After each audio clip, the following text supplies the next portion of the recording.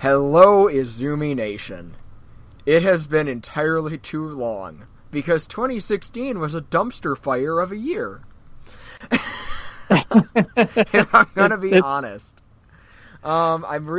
We did not get to record an Izumi-Cast for Part 3 of Gundam The Origin, and we're going to just cover Parts 3 and 4 in one go. As always, I am Nick Izumi. And he is. I really am. I can prove it. And joining me, a full hour ahead, he will be in the new year before I am. No. We're recording this on New Year's Eve, by the way. We didn't go to parties. We watched Gundam. Yeah. That's how we roll. Recording this from up in the great state of Michigan. Who are you, buddy? I'm Arcemise. Raina is not with us this evening because she got a ridiculous migraine just before we started recording. But I'm a good husband, so I have her notes, and I am going to share them when they are appropriate. Hope you feel better, Raina. So we had Gundam The Origin has they've been putting these episodes out a lot faster than they did with Unicorn. Yeah. It's still a little surprise to me, like every time it rolls around, just because I'm not paying attention, and then Nick will get in touch with me. He's like, "Hey, Arcemise, you know the new episode of Origin's up, right?" I'm like, "It is." But yeah, they are coming out a lot faster. What was the break between the two? It was only a few months. It was only I don't remember how many months, but I'm wondering if it's the traditional animation mecha that made Unicorn a slower thing to put out, because that is a distinct possibility. Those CG robots, you can probably get scenes of them out a lot faster. I'm just guessing. But also, when you think about it in the grand scheme, the screenplay was already written for this. And the storyboards, for that matter. Yeah. I mean, it's not like the guy who drew the comic was directing half of these episodes. Oh. All right. Which leads us into our shameless plug to pick up the Gundam The Origin comic books and manga series. You can find them mostly on Amazon. Mostly on Amazon. I've seen them in Barnes & Nobles. I've seen them in physical Barnes & Nobles. But yeah, go pick them up. They're hardcover. They're printed on amazing quality paper. I've got 6 of them myself, but I know I'm pretty far behind at this point. I have the complete series, and it's the most beautiful thing on my shelf. It really is. I haven't read. I still haven't read up to the point where we're actually at now in the animated side. So, yeah, my bad. They took a lot of. I can go over a couple. They did take some liberties with Part 4. They added a few things, and they cut some stuff. And most of the stuff they cut, I'm actually kind of happy they cut, because we got to keep that groove and dance number.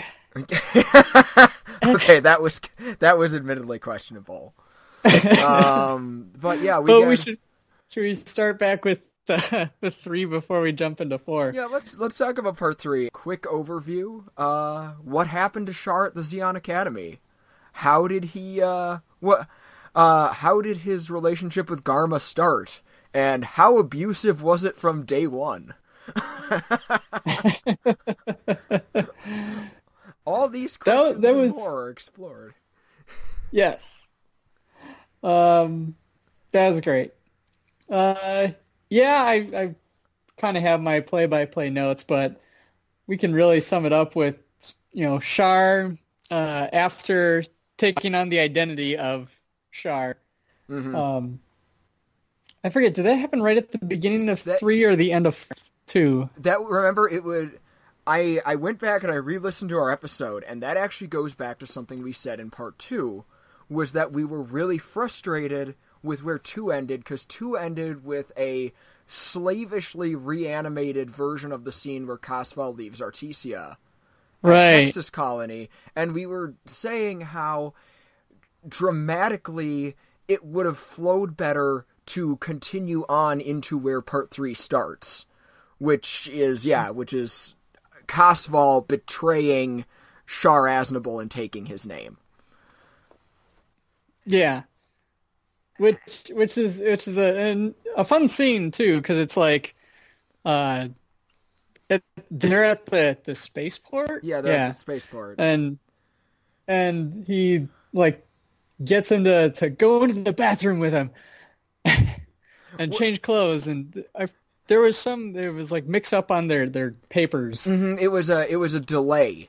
They were going to be delayed, and the reason for the delay was that the Zavis knew full well where Casval was, and they were setting up an assassination for him. Mm-hmm. And they didn't want the Academy kid to get on the ship that was going to accidentally blow up. But accidentally, yeah. And Char, actual Char, like birth name Char, is afraid he won't get to the Academy on time. So Casval is like, well, let's switch clothes and identification, and then you can go on ahead. Uh-huh. That was cold. You are such a great friend, Sean. Yeah. You're such a great friend, Casval. What was Edward? Edward. Yeah. Eduardo. Edward. Sorry, everybody. My memory is kind of crap sometimes.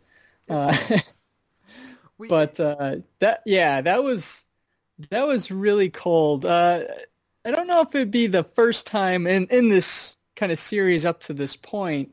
You'd kind of seen those hints at who Casval would become, and how coolly he looked at the world and people, more specifically. But this was probably that first real time where it wasn't wholly self-defense. I forget if he saw or he sensed. He saw someone who was obviously a Cassilia guard. Yeah. They were agents of Zeon. He knew they were watching him. Because when you're watched your whole life by government agents, you kind of start noticing these things. At least that's my assumption. That's probably pretty safe. But he basically lets his buddy go off and die. It comes up again at the Academy. This character, Lino, who figures out he was a friend of actual Char Aznable. And he figures out that Casval, not just that Casval isn't really Char, but that Casval is Casval. Mm-hmm. And just by seeing his eyes. Mm-hmm. And he does that whole thing like, oh, well, I've always been loyal to Zeon Daikun, and I'll help you, Casval. Yeah. And Char realizes his cover's blown. Mm-hmm. So once again, the second time in this episode, he tricks someone loyal to him into dying for him. Yes. And so this is why I'm of two minds. Because I've been thinking about this for a while. Because this goes back to, again, what we were saying last time, how we were both kind of frustrated that they ended where they did for part 2. I now understand the decision because now it makes it so the episode's bookended now by betrayal. At the beginning, Casval betrays Char and becomes Char. Yeah. And at the end, he betrays Lino to keep his title as Char, to keep his secret there. So it's bookended by betrayal, which pacing for that episode is a good move. Yeah.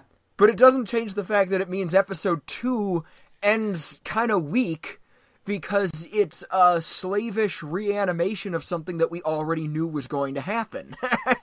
Yeah. Plus, it would have been like that last, for lack of a better phrase, nail in the coffin for poor Sayla.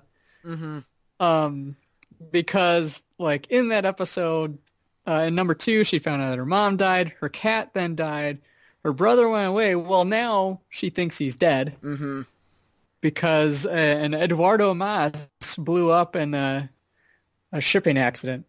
And it would solidify the title of that episode was Artesia's Sorrow. So yeah, that was the theme that was supposed to tie that episode together. And I still feel that it should have been the end of part 2 and not the beginning of part 3. It's almost something where in hindsight, like, would it have been better if, like, it had just, like, stayed from her perspective for that last chunk of the episode and just said that he died? Yeah. I mean, and then in this episode, we watch it happen. That would have been great. Oh my god. I thought of that. and like, I don't want to insinuate that we're better storytellers than Yoshikazu Yasuhiko. No way. If any, but this time we totally are. Yeah.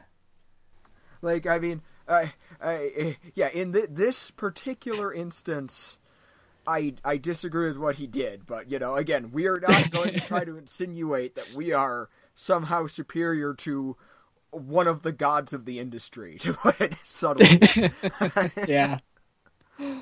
Oh dear God. But it's kind of interesting, kind of going back more towards the beginning, middle of the episode. Mm-hmm. So we mentioned, like, Lino recognizes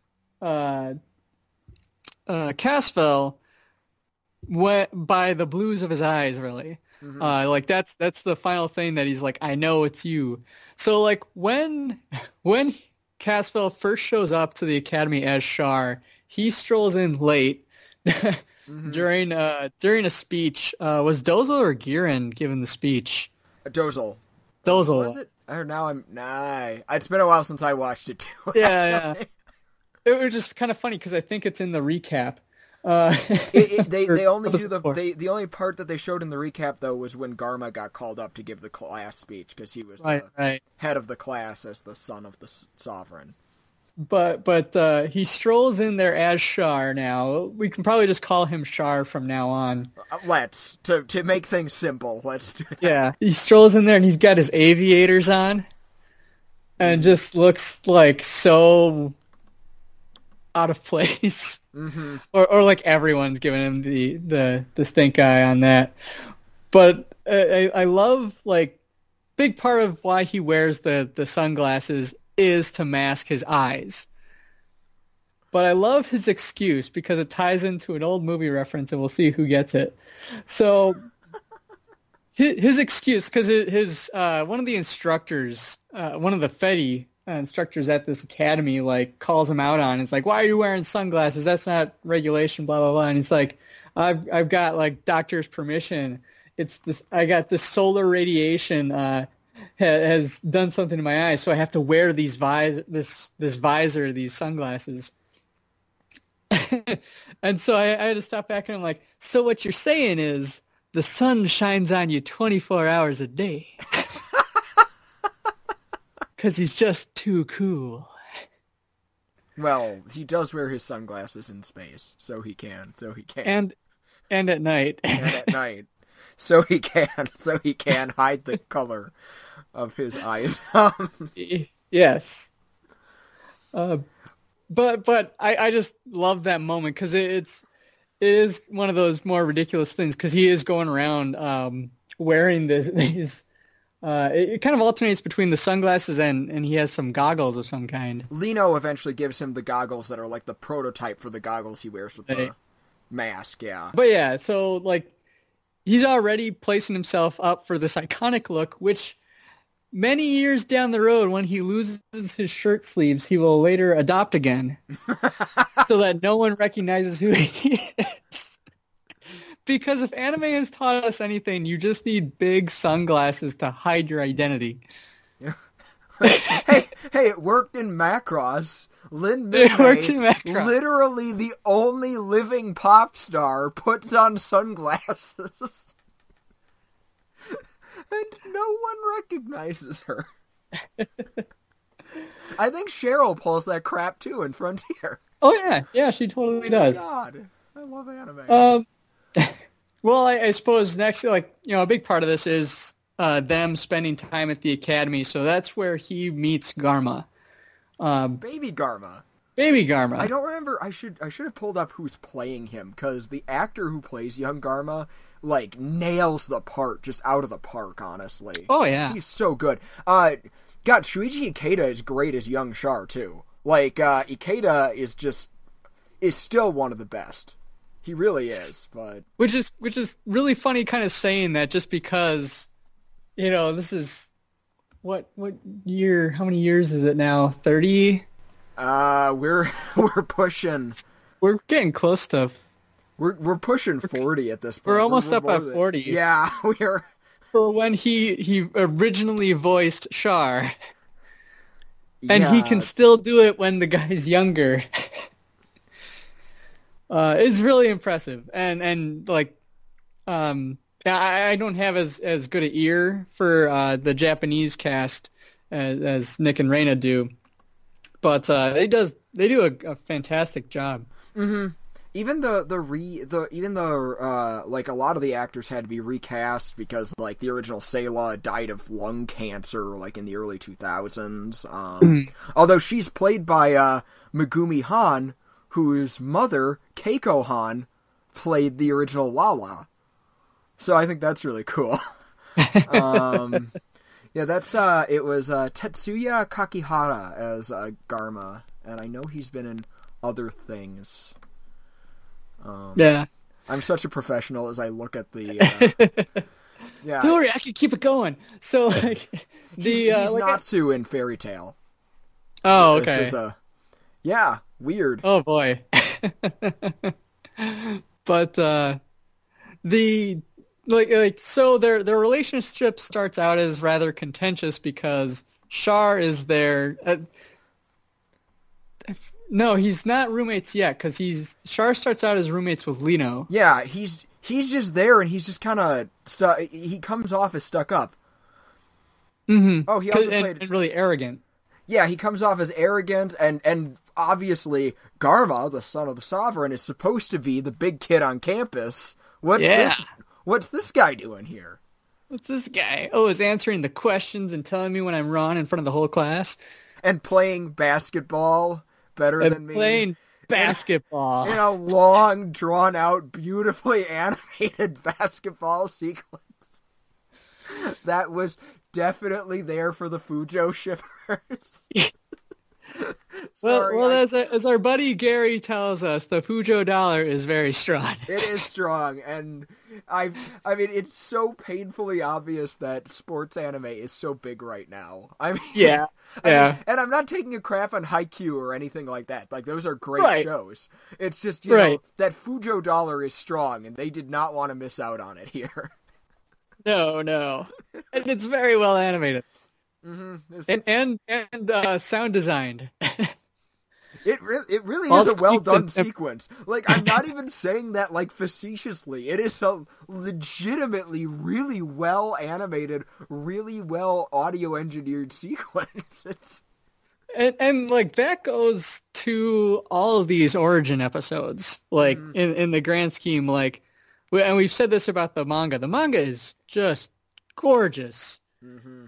The animated version is like on par as far as anime goes. It's spot on, and those little, you can tell that they brought in Yas to help with the anime too, because those little character movements that made the original Gundam and Zeta Gundam so good. We get to see those in modern high quality animation, and it's just gorgeous. The only thing really is sometimes they'll have scenes where they'll be like in a 3D background and have the 2D characters, and when they start panning the 3D, and the characters are kind of adjusting with it, they're all hand drawn. The CG is not my cup of tea. I still don't, it's better than it was in episode 1, but I still don't like it per se. But I think at the same time it did afford them the ability to, I don't know if I want to say cut corners, but put more effort into the 2D work. Mm-hmm. by keeping things like backgrounds and machinery and stuff digital. Mm-hmm. And you do get it's a lot easier to animate motions. Yeah. Mm-hmm. What I thought was interesting... Oh, sorry. What I thought was interesting, though, and I alluded to it earlier, kind of jokingly, but on a completely serious note, what I thought was interesting about Garma and Char's relationship is, yeah, Char seems like he's inadvertently getting under Garma's skin, but the more you get into Char's head, you realize he's not. He's doing this completely on purpose, and as Garma tries to befriend Char, it's more and more abusive. But it's that subtle abusive. He manipulates Garma at every turn. And yeah, that is certainly a fascinating aspect of that relationship, because we kind of get to see it from both perspectives. Like, we're not just solely in Char's head. In fact, we're not in it for the most part. We're always kind of, it's very much his character. We're kind of on the outside looking at him as he's making these cold, calculated decisions. And there's, the kind of the epitome of this is when they're doing some war game practice, and like they have to climb a mountain while it's raining. And the two of them kind of strike out ahead of the rest of the group. Mm-hmm. And at one point, I think Char kind of sits down for the day to let the rain pass. Garma keeps going because he wants to show up. Everybody wants to prove he's the best. Well, he slides down and he twists his ankle or something. Twists his ankle, yeah. Sprains it or breaks it. And Char goes down after him. Mm-hmm. And there's this scene where Char is just kind of standing over him, and it's just, you can see him like running the numbers. Mm-hmm. And it's that weird kind of thing where it's like you're not quite sure if he's pitying Garma, or like where he legitimately is going, okay, maybe not all the zombies are the scum of the earth. Big maybe, but maybe. Big maybe. Big maybe. You could have countered with, they're not of the earth. But like that was something that I was kind of, and even knowing what happens down the road, like there was that kind of moment where you're like, is he considering sparing Garma for non-manipulative reasons? History will tell. But we also I love that Garma legitimately believes that everything Char does is in his interests. And maybe that's part of him being, a stuck-up rich kid. But it's there.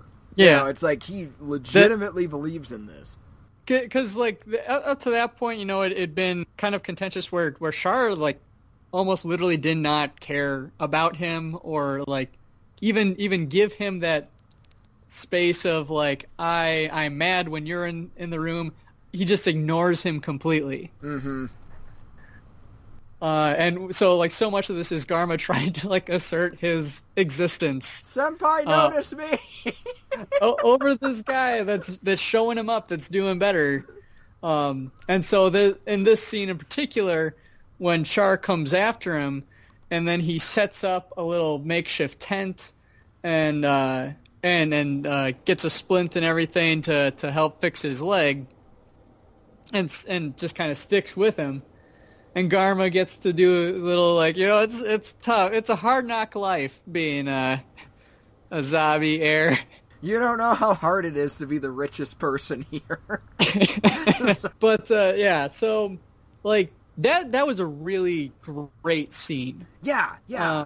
Everything about it, again, like, not just the animation, which is, once again, awesome, but yeah, like, seeing the gears turn, seeing so much in the characters' faces. God, these characters' faces are so expressive. And I know so much of that credit goes to Yas and his great character designs, but so welcome. I don't have that problem I have with so many modern anime where everyone has same face. Quite the opposite in Yas world. Yeah, everyone's got a really unique face. People are allowed to be ugly in Yoshikazu Yasuhiko stuff. This is very true. Yeah. I appreciate that. Including, like, men and women. Like, everybody. Yeah, it's great. It's just... I'm sorry, that's tangential, but still. So, right around this time, we're also introduced to Dr. Manaski, who we've heard kind of tangentially throughout, like, the entire Universal Century universe. That particle named after him. He had a particle named after him, and it's why everything explodes pink. I mean, you're not wrong. Yeah. my first note I wrote down, he looks like George Carlin. Oh my god, it didn't click with me, but you're totally... But he's in charge of developing the first set of mobile suits for the Zeons. And so that's fun. In 3, is that when Ramba starts training with it? I think we got a little of it in 2. I think 2 and 3 yeah. we got a bit of it. Yeah. 2 was when he started. 3, I feel like we get some, like, it's very brief shots of them training in these mobile suits and testing them out. And we get to see the WAF, which is like the prototype for the Zaku. You can see the Zaku elements coming together. Yeah. And it's it's really cool seeing, because Minovsky had that challenge of taking these mobile workers and condensing the reactor so it could fit, so that it wouldn't have this huge nuclear reactor on its back that says "shoot me" on it. They painted it in red barrels. Who knew? Which, if video games have taught me anything, it'll be glowing and red. Yes, that's how this works, right? So like they kind of have some of that stuff going on in the background. I know we cut back to Sayla very briefly as well. I think it's when she's moving. Yeah, you see a little bit of her, and you see a little bit of the Aznable family talking about how they don't hear from their son anymore. Yeah. But I wonder why. but they were upset that he was joining Zeon anyway, so he's kind of dead. He was already kind of dead to them. So. Yeah. But we also have, like, we get to see a lot more of the war games that the team is doing back at the academy, which they pit the Zeon cadets against the Fetty forces in very, very much Heartbreak Ridge style. Anyone see that movie? I have not, I'm sorry. It's about Grenada. It's great. It's about Marines. Or Hacksaw Ridge? Because that's that one that's out right now. No. This is sorry. Heartbreak Ridge with Clint Eastwood. Okay, right, because Clint Eastwood directed Hacksaw. Anyway. Too many ridges. Yeah, they're everywhere. But Char gets the chance to do his own, where he and Garma kind of tag team, basically a counter assault, against the federal forces that they're, like, designed to lose against. Mm-hmm. And they figure out how to beat them by using, like, a combination of mortar strikes and infantry sneaking into other artillery camps of the Fetties, taking them over and using them against them. It's great. And it kind of becomes a sign of things to come. Mm-hmm. Yeah, you get that. I like that the lead up to the war in this series is very, very believable. Oh, yeah. It's not one thing that starts the war. it's a lot of things, and some are accidents, and some are just bad diplomatic decisions, but it all adds up. Yeah, the incident in particular, right, that sparks the last conflict of episode 3 was that like a Fetty ship was refusing to evade just like a commercial Xeon vessel, and like leaving and entering. It was the Fetty vessel was coming in, and the other vessel was like leaving, and they're like, "Get out of the way!" And it's like, "We can't." And it's like, "We're a Federation vessel. Get out the way." It's that whole lighthouse meme. Mm-hmm. And the Fetty ship crashes into a food canister of the colony. Not even like just a... Yeah. And it blows up real good. It reminded me a lot of like, we can definitely pull from some real world type events. Like, remind me of like the Lusitania getting attacked. And you know, it's all really believable, just like you said.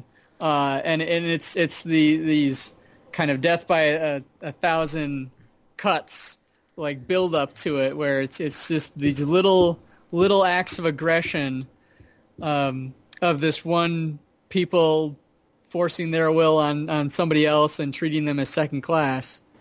So of course, Char uses this as something to again manipulate Garma, or one of his early manipulations of Garma, I guess we should say, and convinces Garma to lead a full-on attack against the Federation garrison. And it goes great. It goes awesome for Zeon. I mean, yeah. The animation in that was really good too. It was the battle plan made sense. It was. Yep, they sent someone to distract Dozel. Dozel kind of skipped over. He's in charge of the academy there, in part to keep an eye on Garma. And because he's Daddy's favorite. And so like about, I think they say in number 4, it's 200 cadets stage this revolt, as it were, and hijack a whole bunch of weapons, arms, and equipment. I mean, they even had mortars, if I recall correctly. And with Garma leading from mortars, Char going in, just like their war game set up before. Char with those goofy jetpacks from the original series. Yep. I love them to death, but they're silly. They're great. This is also where Lino bites the dust, is Char tells him to hijack an enemy tank, and he does. But then tells him to switch over to the secret radio signal, which by secret he means the one no one else is using. Yes. Yeah, switch to channel 7. It's got all the great tunes. And then like tells him to go down this one alley, and then he switches his radio over and he's like, "Hey guys, this tank just took out Lino."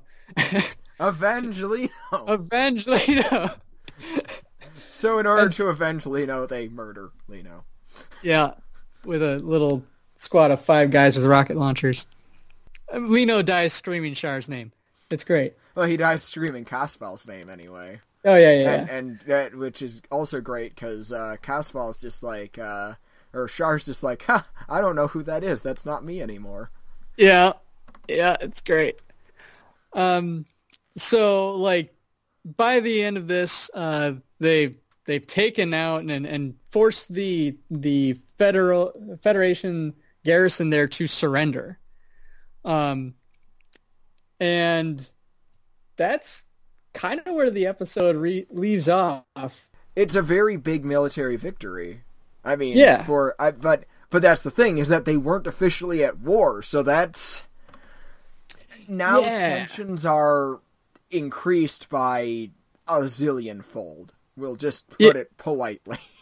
Yeah, and there's I had some brief notes at the end because we cut back to Degwin and Giran and the rest of the family there, and they're talking a lot about.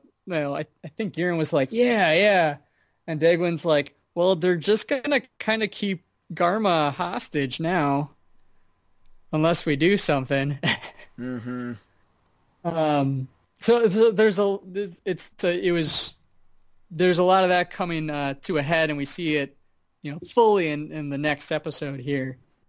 But before we dive into that, anything else you can talk about 3? It was a fantastic episode. A lot of great. I think it was a step up from part 2 because it was more focused. Because part 2 kind of skipped all over the place, and it never really had one central focus. And then for me, it kind of ended on a poot, because we all knew that scene was going to happen. Like, if you've seen the original show, you've seen Char on the blue background dramatically walking away from Sayla.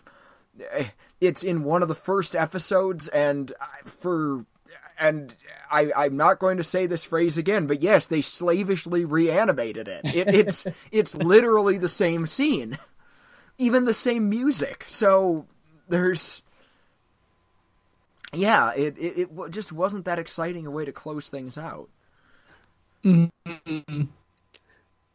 Yeah, and then 3, like the great parts in there, like even knowing what happens down the road between Garma and Char, we definitely start seeing that friendship, or at least what Garma perceives as friendship, start, because when we meet them down the road, they've been friends for a long time. They're academy buddies. They're veterans from conflicts that they fought with together. Like they're again, according to Garma, they're sound friends. And this adds texture to it, because we knew that they had a background together, and now we have a better impression of what that background is, and I like it. It doesn't take away from what we knew before. It adds a lot of texture to an established relationship and gives it more depth. And I think that it is a boon because of that. And it avoids a lot of the pitfalls, or at least I feel that some series that do more of kind of a prequel of how these friends came to be friends. I'm trying to think of. I know there was like some really good examples, like even just recently. Obi-Wan and Anakin. There we go. That doesn't. I'm sorry. I know it's the easiest prequel to make fun of, but it doesn't. That doesn't make sense.